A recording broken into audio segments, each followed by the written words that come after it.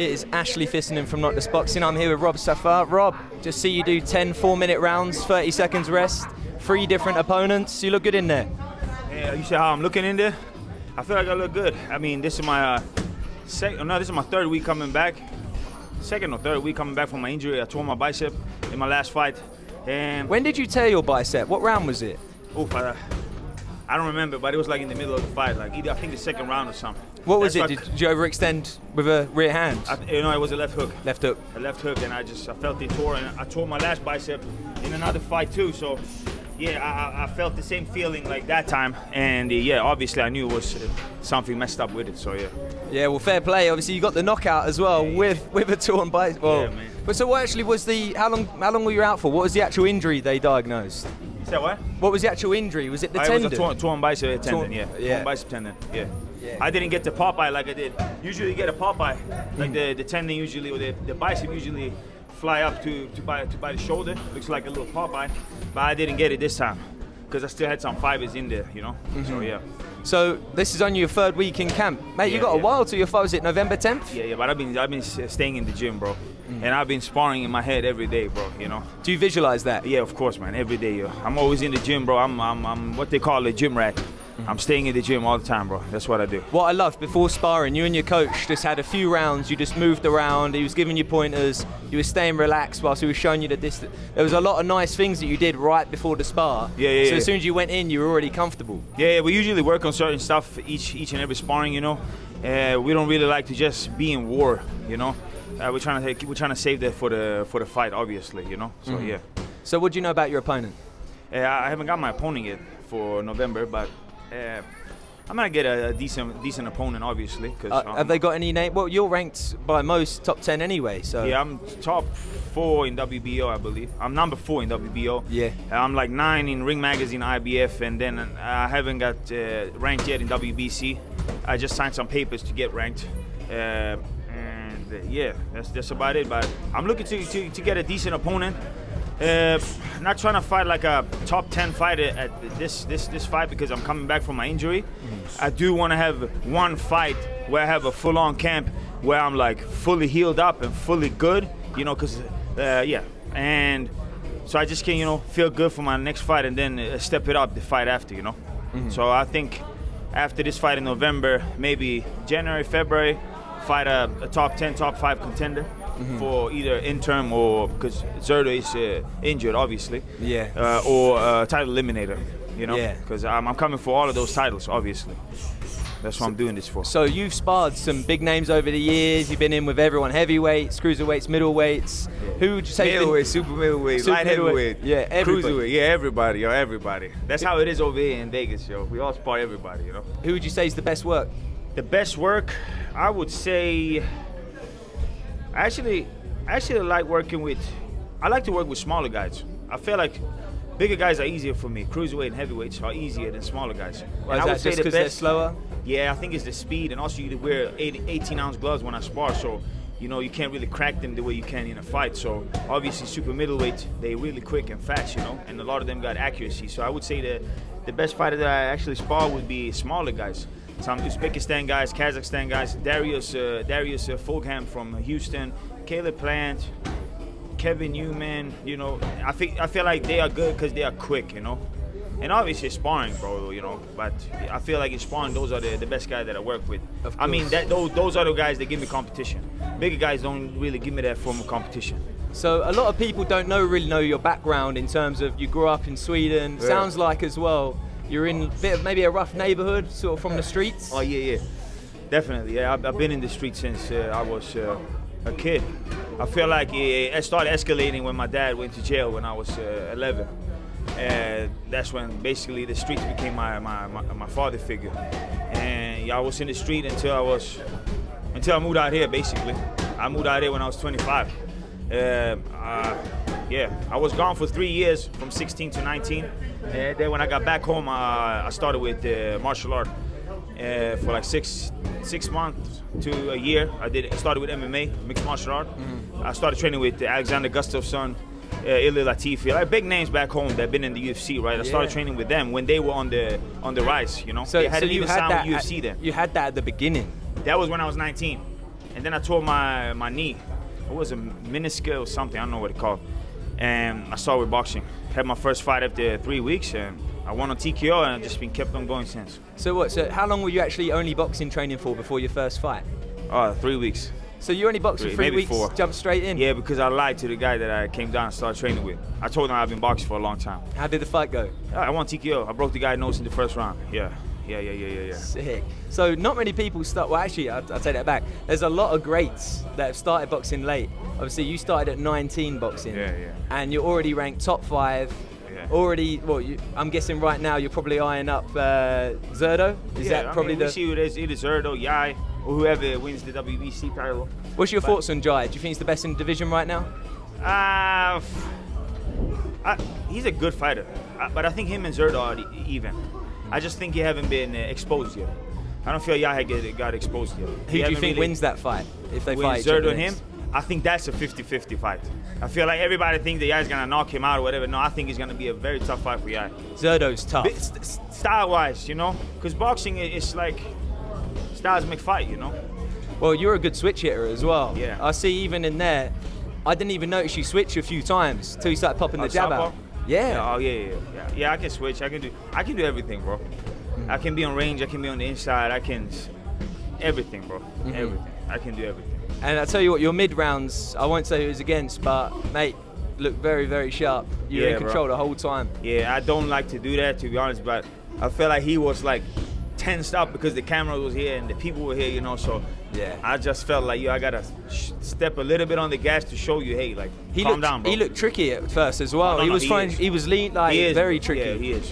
But it's also a way of fighting, you know. When you fight a lot of different fighters, you gotta learn how to. I would say like a car, you know, when you step on the gas, the odometer, you gotta know how to cruise, you know. So yeah, that's why some rounds you look different than what you do in others. And I feel like the art of staying relaxed all the time in the pocket, even when it's coming at you, that's when you see great fighters. Exactly. Those that are thinking in I feel the like pocket. that's what shaped me during my past life. Because you're always in that fight or flight mode when you do certain things in life, you know. Especially when you do certain things, you got that fight or flight mode, you know. And I just learned how to deal with it, you know. I learned how to live in it all the time, you know. And I feel like it always comes down to the same thing: breathing and being in the present, you know. And that's what it is in boxing or anything in life. As fast as you feel that fight or flight mode kick in, because everybody got it, everybody gets it. It's just certain people that knows how to control it, you know. And I feel like everything I've been through in my past life has shaped me to this. It's basically my past life has shaped me to become a great boxer. Yeah. So in your past, as in just like what you've had tough times, obviously on the streets and stuff. You've had certain moments.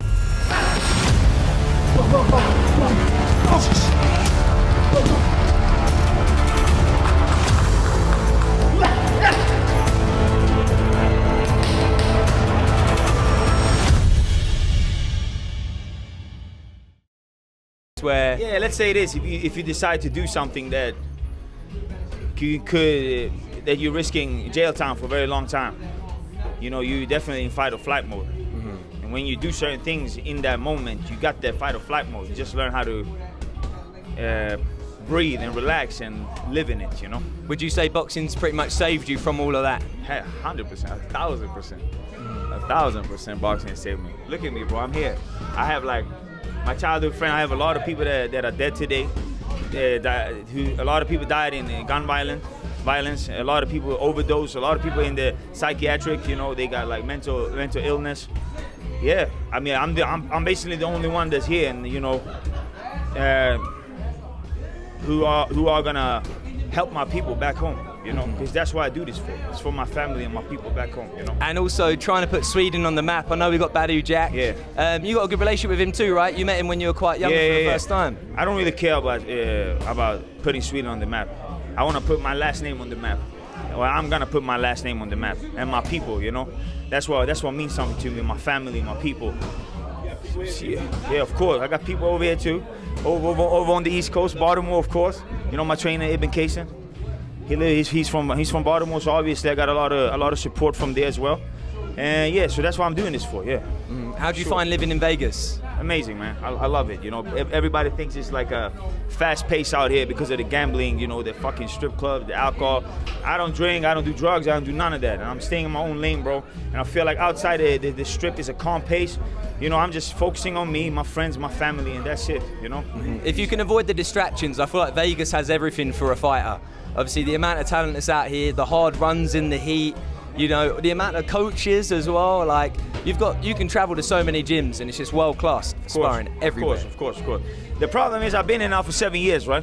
So I feel like I established my name and my reputation out here. So it's not as easy to get sparring anymore.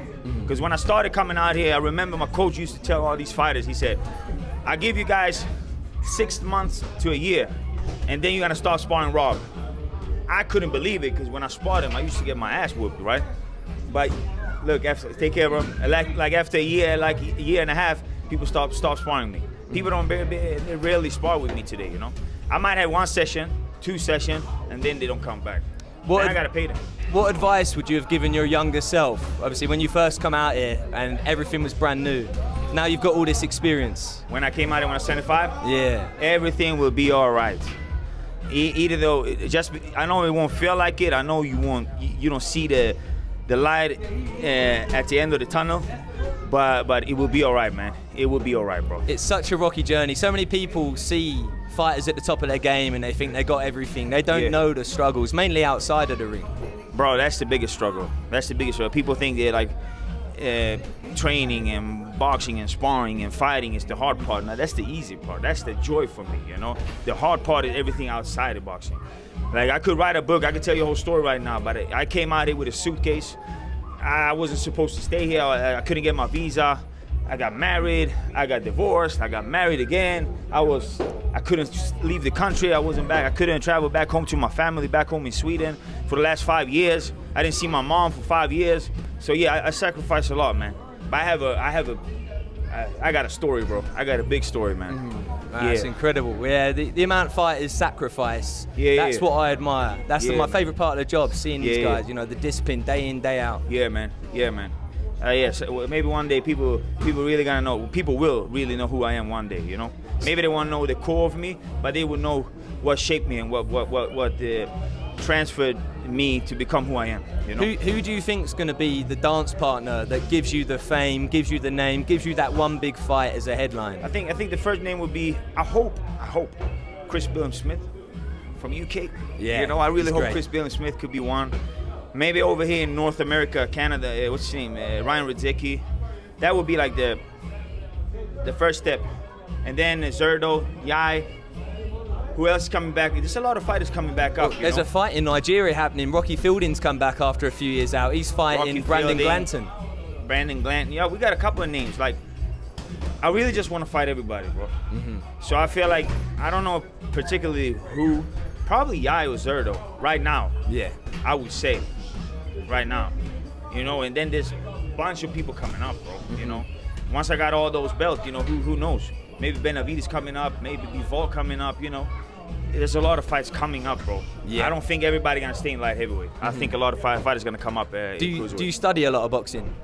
Yeah, I do. Not a lot of fighters, but I study boxing. Yeah, old school fighters, new school fighters, but usually fighters that know what the fuck they're doing in the ring. Yeah. That's and what about when you get an opponent? Do you watch all their tape or do you focus on yourself? I mean, I feel like I look like maybe one fight, just to get the feeling of how their demeanor is. Not how they fight. I don't look at how fighters fight. I look more how their demeanor and how their personality is in the ring, you know?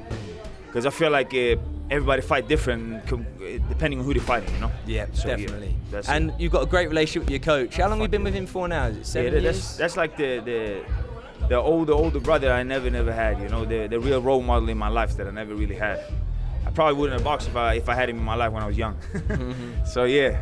Well, what was your question? I'm sorry, man. I was just saying you got a great coach. How long have you been with him for? 7 years. 7 years. 7 years. But I feel like we've been with each other for longer, bro.